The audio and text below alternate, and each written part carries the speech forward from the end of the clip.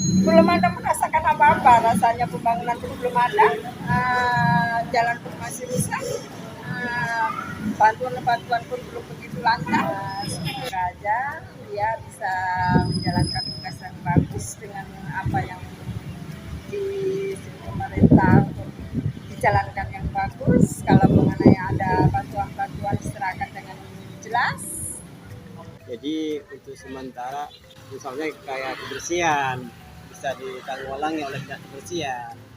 Jalan rayanya kurang tertib juga sih.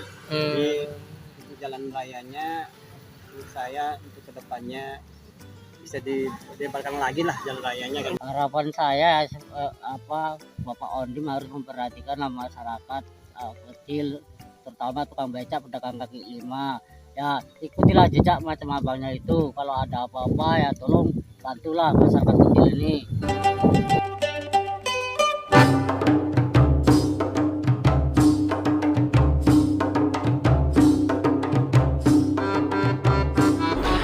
Assalamualaikum warahmatullahi wabarakatuh. Selamat sore Papi Tepo Channel. Terima kasih buat teman-teman yang sampai hari ini masih terus tongkrongin Papi Tepo. Satu hal yang paling penting yang harus kita ketahui, perubahan, kemajuan sebuah daerah itu tidak bisa dilepas dari para pemudanya. Jadi wajar Presiden pertama Republik Indonesia, Bapak Insinyur Soekarno pernah mengatakan, beri aku 10 pemuda, akan kuguncang dunia. Saya salah satu orang yang percaya akan bahasa itu. Hari ini kita berbicara tentang 100 hari kerja PLT Bupati Langkat. Dan telah hadir bersama kita Ketua Pergerakan Mahasiswa Islam Indonesia, Abang Darija. Siapa? Dan Ketua Ikatan Mahasiswa Muhammadiyah Langkat, Abang Dari. Sehat semuanya bangku? Alhamdulillah. Alhamdulillah, itu dulu yang pertama. Nah, keberadaan kami atau keberadaan teman-teman mahasiswa di sini untuk membuat Langkat itu lebih berekselerasi. Jadi jangan sampai apa yang menjadi topik pembicaraan hari ini dianggap sebagai katakanlah pernyataan kebencian. Itu kesalahan. Tadi sebelum acara ini kami sudah menonton hasil survei. Kami mengambil 3 sampel masyarakat, baik itu pedagang, penarik becak yang ada di kota Stabat. Kami menanyakan tentang kepuasan mereka atas 100 hari kerja Pak PLT Bupati Langkat. Abang tadi sudah dengar Bang Rija? Sudah Bang. Oke. Bisa kasih tanggapannya setelah mendengar apa yang disampaikan masyarakat Langkat barusan? Sedikit ya Bang, artinya beberapa masyarakat itu minta perubahan atau kemajuan lah untuk pembangunan yang ada di Kabupaten Langkat. Terlebih memang infrastruktur, kemudian perhatian serius lah kan, baik dari ya abang-abang tukang becak, memang ada harapan besar lah mereka kan.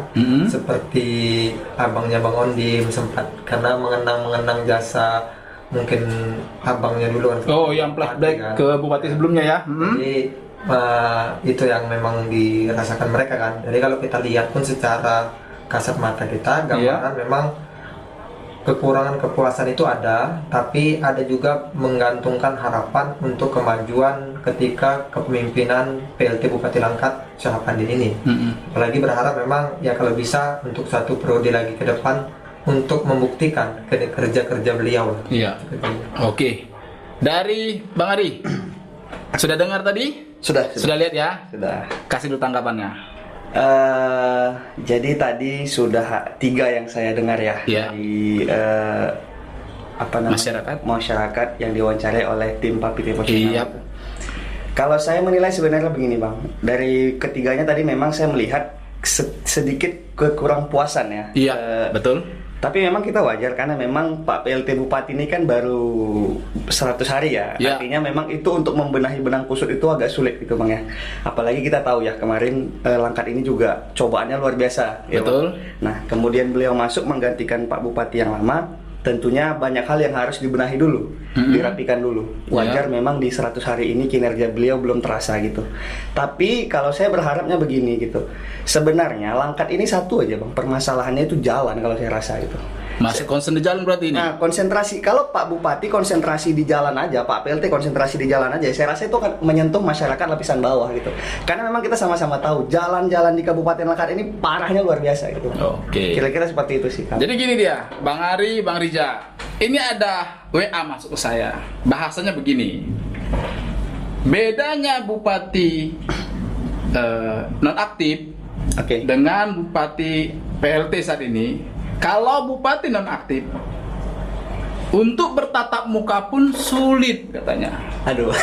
Sementara untuk Bapak PLT sudah katakanlah menjawab ya, menjawab artinya di sini kalau yang dulu sulit sekarang mudah kan begitu. Namun pesannya apakah itu dapat menyelesaikan masalah di Langkat? Nah, artinya begini dia Bang Rija.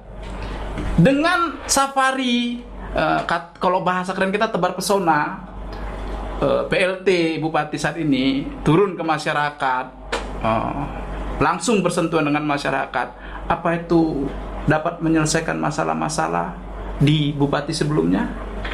Artinya apa ya Bang? Kalau kita lihat kan tadi kan kalau konteksnya berbicara mengenai tentang safari mereka bertatap muka, ya kan, bertemu audiensi untuk berbicara menyelesaikan permasalahan yang ada di Kabupaten Langkat.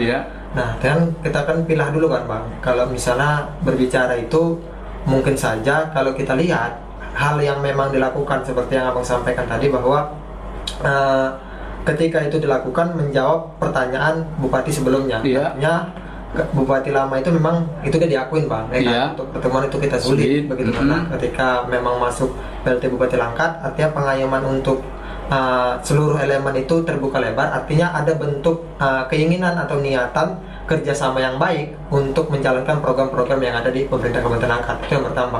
Yang kedua, kalau kita melihat dengan kondisi hari ini, seperti yang disampaikan tadi kan, bahwa memang untuk meluruskan benang-benang yang kusut itu kan perlu kerja-kerja ekstra, artinya perlu kerja keras. Nah, jadi semua stakeholder atau semua dari jajaran pemerintah, lembaga eksekutif maupun legislatif, artinya memang harus fokus untuk membenahi Kabupaten Langkat ini. Nah, yang menjadi titik poin bukan hanya persoalan infrastruktur, tapi memang hari ini OPD, kepala-kepala dinas itu harus ekstra bekerja untuk membantu PLT Bupati Langkat yang hari ini ada niatan untuk membangun Kabupaten Langkat. Nah, kita melihat Bang, ada gerak-gerak cepat yang memang dilakukan. Jadi sama seperti kemarin kan terkait infrastruktur. Nah, infrastruktur yang kita lakukan, yang kita cek kemarin itu memang jalan itu berlubang parah Bang. Jadi tadi kita cek dari Tanjung Pura kemari itu memang sudah selesai. Jadi alhamdulillahnya kemacetan juga sudah mulai berkurang Bang. Kalau dulu itu panjang, jadi kalau sekarang ini sudah sudah mulai bagus lah Bang, lancar lah. Tapi harapannya bukan berarti ketika tempelan itu menjadi solusi. Nah, kedepannya itu ada skala prioritas pembangunan yang ada di Kabupaten Langkat. Berarti ada kesamaan ini. Baik dari Bang Rija fokus ke jalan, Bang Ari juga. Ke Bang Ari. Apa tanggapannya soal yang menge-WA saya hari ini? Ya, memang gini ya Bang ya. Kalau cerita akses nih ya, akses ke Pak PLT Bupati memang kita akui itu mudah, lebih mudah daripada akses kepada Pak Bupati nonaktif gitu ya. Itu kita akui sendiri memang gitu. Tapi saya adalah pribadi yang meyakini bahwa setiap pemimpin memang punya pola gerakannya sendiri.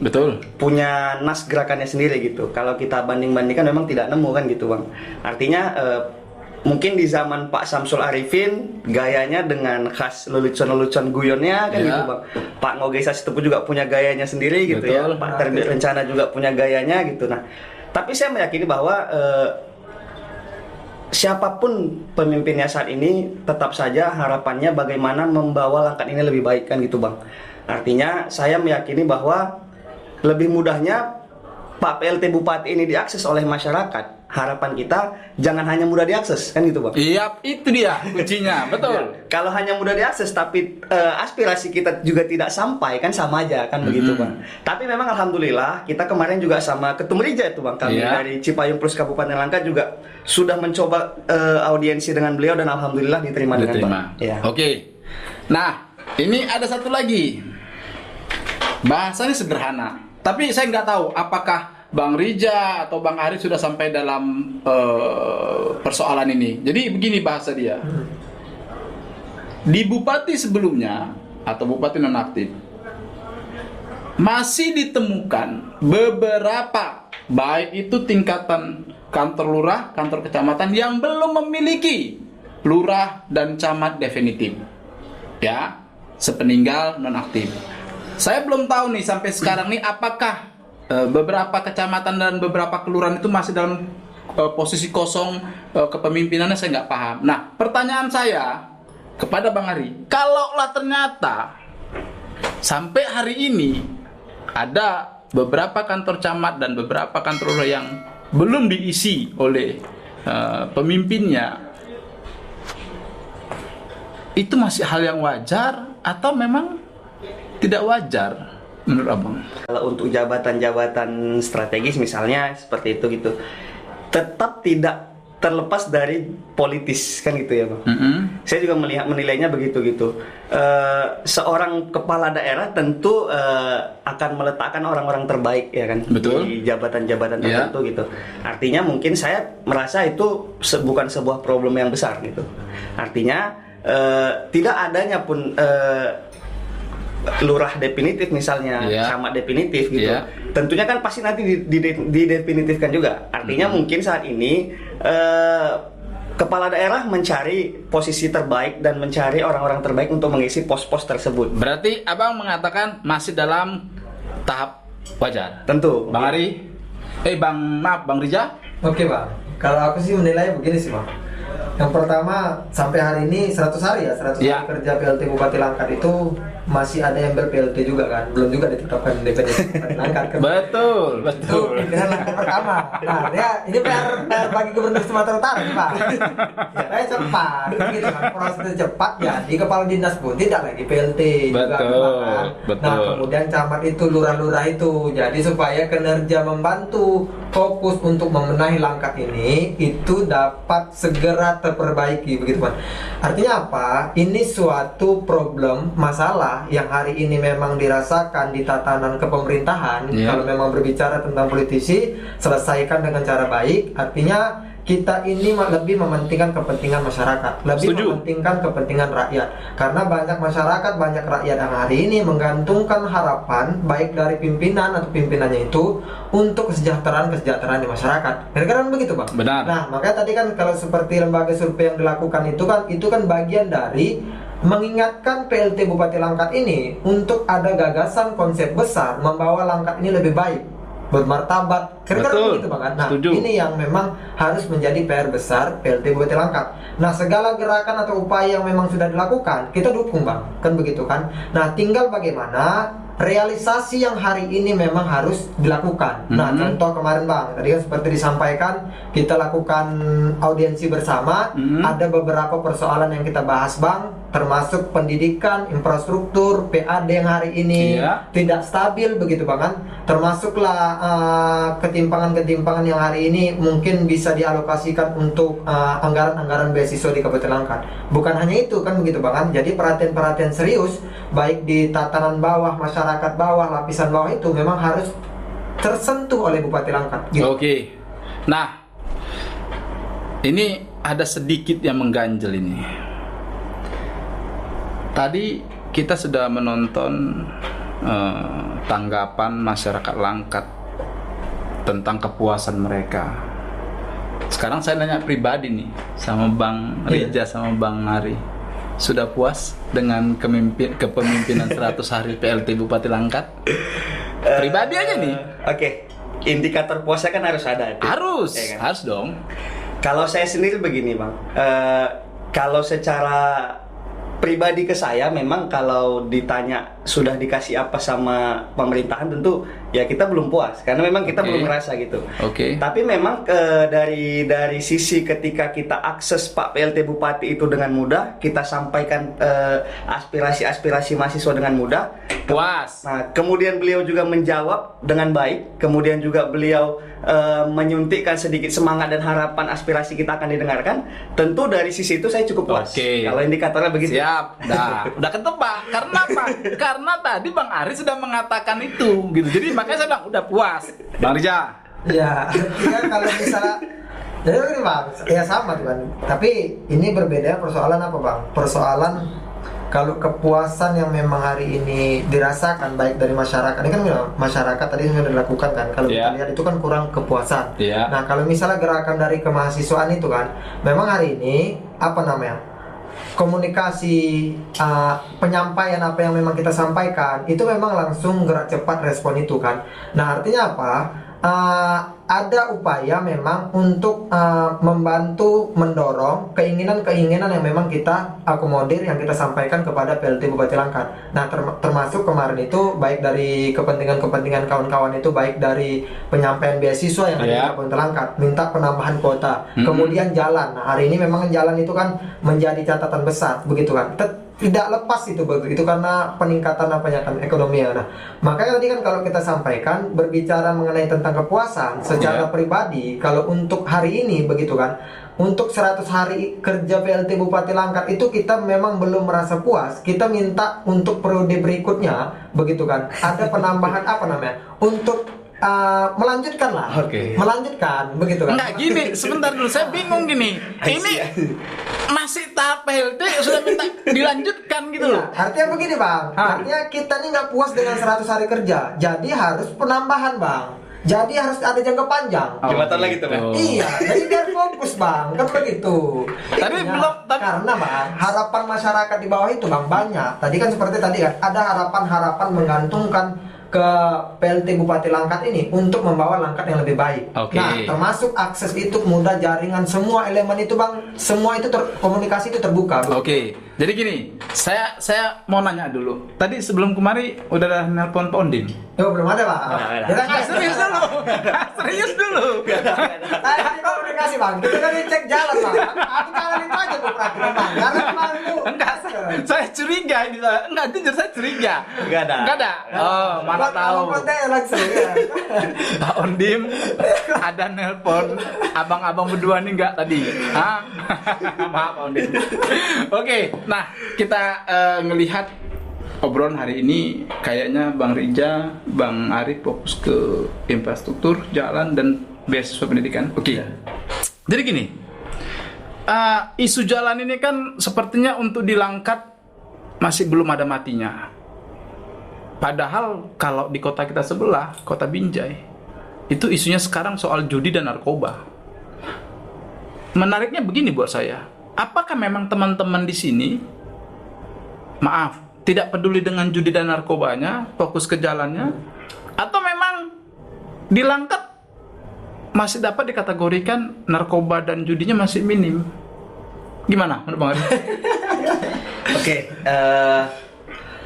Saya kalau berbicara tentang mungkin narkoba dulu lah ini ya. Tentu memang gini, kalau kita tahu Sumatera Utara itu Bang, provinsi dengan jumlah pengguna narkoba itu terbanyak di Indonesia gitu. Betul. Artinya pasti dampaknya ada juga untuk Langkat kan gitu. Kota Binjai itu kota kedua pengguna terbanyak narkoba di Sumatera Utara. Sebentar, saya ralat. Terakhir nomor satu ya. Iya. Binjai ya. Nah, di tingkat provinsi Sumatera Utara. Artinya Binjai dan Langkat ini kan kepleset aja sampai. Betul. Gitu. Artinya pasti itu tidak lepas dari imbas-imbas dari itu juga sampai ke Kabupaten Langkat kan gitu. Nah, cuman sebenarnya kalau kita berbicara tentang narkoba saat ini Bang, jujur saja memang gini, intimidasi itu kencang, intimidasi itu kuat gitu. Saya bukan takut sama bandar-bandar pengedar ini gitu. Tapi memang ketika kita berbicara tentang penyalahgunaan narkoba gitu ya, pasti intimidasi dan ancaman ke kita itu kuat gitu. Nah, kita sudah pernah coba itu dan memang banyak ancaman-ancaman gitu. Karena gini, kita bayangkan diskotik di seputaran kota Binjai dan pinggiran Langkat itu aja belum tuntas bang. Gitu. Betul. Kita punya aparat kok, ya kan? Benar. Nah, kenapa juga aparat tidak mampu kan gitu? Artinya memang ya kalau kita dari sisi mahasiswa berbicara tentang itu, memang harusnya kalau kami bertanya ke aparat aja gitu, bapak-bapak polisi itu ngerjain apa gitu. tentang narkoba ini kan gitu. Oke, saya melihat beberapa waktu yang lalu Bang Rija sempat ada selfie sama Bapak PLT Bupati. Pertanyaan saya, nanti saya cek lagi lah, Pernah nggak menyampaikan sama Pak PLT, udah meresahkan nih narkoba nih Pak, udah meresahkan nih judi di Langkat, pernah nggak? Itu kemarin bang, lama juga tuh bang. Iya. Seingat saya itu kalau nggak salah 2020-an juga tuh. Oke, apa yang abang Sebagai sampaikan? selaku wakil bupati, Iya. saya menyampaikan pertama begini, ada keluhan dari masyarakat hari ini karena keresahan narkoba itu jadi ketidakamanan lah, ketidaknyamanan bagi masyarakat desa, karena kan ini kan langsung menyentuh di kalangan masyarakat bawah nih bang. Iya. Jadi contoh misalnya kemarin kita melihat di kota Setabat, baik dari judi tulis, Iya. kan, baik hanya itu yang menjadi perbincangan begitu kan, seperti jual kacang goreng misalnya. Kalau di kampung-kampung kita itu terkait memang pengedar narkoba lah kan, Iya. sabu-sabu begitu kan. Nah artinya memang ada harus fokus lah begitu untuk memberantas ini. Tidak bisa memang kerja sendiri begitu banget. Kita juga hanya masyarakat bawah ini kan sudah menyampaikan, tapi apalah daya kita bang, ketika memang penyampaian itu diproses, tapi memang terus-terusan. Memang kalau untuk pengedar narkoba nih bang, kuncinya itu bandarnya sih bang. Kalau menurut kita, kalau bandarnya itu yang memang menjadi fokus, mungkin selesainya itu kan bang. Tapi kan hari ini artinya barang itu masih ke bawah kan, itu kan tetap yang dinikmati kan masyarakat bawah, generasi bawah. Iya. Yang korban-korban itu kan anak-anak remaja, Betul. yang baru-baru besar begitu kan. Artinya yang punya masa depan gemilang, yang punya keinginan atau masa depannya untuk membangun desa itu ke depan nanti bisa lebih baik, ternyata kan dihabiskan dengan hal-hal yang begitu. Nah kita juga sudah kadang sering berkoordinasi bang, dengan baik bukan hanya pemerintah di Kabupaten Langkat tapi pemerintah desa. Bagaimana cara kita untuk menghindari hal-hal negatif seperti ini. Berarti kan harus ada penawaran. Kalau kita lawan ini kan berat nih harusnya bang. Yeah. Jadi kan dengan cara kegiatan-kegiatan yang memang bisa membina anak-anak remaja masjid bahwa narkoba itu harus dijauhi kan begitu kan. Jadi kan jadi memang ada upaya-upaya perlawanan gerakan yang memang mendidik lah bagi anak generasi di setiap desa itu, karena memang apa yang sudah memang dilakukan itu kan dari setiap desa itu memang harus melakukan program-program pembinaan baik dari kepemudaan, remaja masjid, sosialisasi bahaya tentang narkoba. Kadang kan kalau anak remaja nih suntuk dia, atau ada anak dewasa itu suntuk dia, udah mulai lah tuh bang. Ya. Dari kawan-kawan lingkungannya kan bang. Oke, di penghujung untuk Bang Hari sama Bang Rija, di penghujung kegiatan kita ini, jadi ada hal yang paling menarik. Kita kayaknya masih berkubang di soal jalan satu, yang kedua soal pendidikan, dan yang ketiga pelayanan. Saya bicara dulu tentang pelayanan. Apakah menurut abang-abang, mungkin tetangga ya kan, mungkin tetangga, ini untuk Bang Rijal lah, masih ada yang mengeluhkan di saat sekarang ini masih susah mengurus atau katakanlah berhubungan dengan instansi-instansi pemerintah di Kabupaten Langkat? Apa ya bang? Kalau kita lihat ini di masyarakat ya bang? Iya, yang pernah ngadu ke abang lah khususnya. Terkait apa bang? Pengurusan BPJS? Terserah. Terkait yang berhubungan urusan dia dengan pemerintahan. Artinya terkait pengurusan BPJS mungkin Mau kan, KK, mungkin kan mau KTP, pengurusan administrasinya. Iya, betul. Soalnya dengan dalam hal tahapan mungkin kan. Nah kalau kita lihat memang kalau yang biasa dihadapi masyarakat itu kan pengurusan adminnya, administrasi kependudukan yang Iya. baik dari KK, KIA, KTP begitu kan. Namun hari ini kalau kita lihat ada mudahnya, kadang ada sulitnya kalau Iya. masyarakat itu. Tapi kebiasaan memang kalau kita lihat kan berhubungan dengan calo-calo yang terlalu besar mungkin modalnya dalam pengurusan itu Bang, yang menjadi persoalan bagi masyarakat. Tapi karena masyarakat itu sendiri ketika mengurus admin itu, mereka itu sadar bahwa penghubung daripada masyarakat ke dinas Dukcapil, artinya perlu biaya misal begitu. Ada satu sisi yang memang pandangan udah nggak apa-apa, yang penting administrasi kami selesai. Ada yang menyatakan bahwa sebagian masyarakat ini terlalu besar begitu. Artinya memang cobalah dari kita mengingatkan Bapak PLT Bupati Langkat untuk mempermudahlah segala akses di dinas pendidik di dinas di Kabupaten Langkat, baik dia nanti urusan adminduk, urusan BPJS begitu kan, coba nanti dicek begitu kan. Jadi supaya baik dari kependidikannya, adminduknya, kesehatannya itu memang mudah lah, rumah sakit begitu kan. Banyak yang hari ini memang harus diperhatikan secara serius dan merata oleh PLT Bupati Langkat. Jadi kami berpesan itu sih Bang. Bang Ari, kita ke jalan. Karena ini masih terus menjadi bola liar. Abang melihatnya apa memang sampai hari ini belum ada perubahan signifikan soal jalan atau bagaimana? Iya, kalau jalan ini kan Bang, ini kan terbagi-bagi nih di Langkat ini. Ada jalan nasional, ada jalan provinsi, ada jalan kabupaten, kan begitu ya. Nah, kita juga anehnya kadang di Langkat ini Bang, nama jalan, status jalan tuh nggak ada gitu. Jadi kita kan memang kadang bingung nih. Kalau di Medan misalnya kan nih, jalan ini status jalan kan ada tuh di bawah ya, jalan kota gitu kan, status jalan provinsi. Nah, kalau di Langkat ini nggak ada gitu. Jadi sebenarnya saya juga bingung nih, yang mana jalan nasional, yang mana jalan provinsi gitu.